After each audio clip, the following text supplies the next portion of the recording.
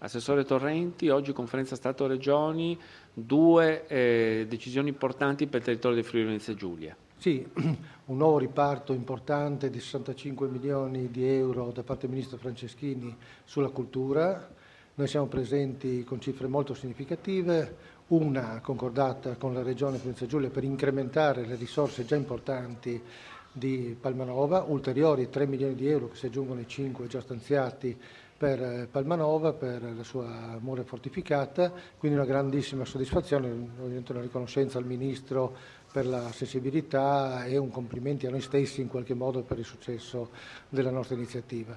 Dall'altra parte un investimento importante che il MIBACT ha fatto su se stesso, sul Museo Autonomo di Miramare. Nel 2019 quindi saranno disponibili prima le risorse dell'anno precedente per il progetto e poi nel 2019 di ben 4 milioni di euro per la ristrutturazione totale del parco. Questa è una vera sorpresa in qualche modo, diciamo non tale dal punto di vista degli accordi col Ministro, ma per la tempistica e la velocità della risposta.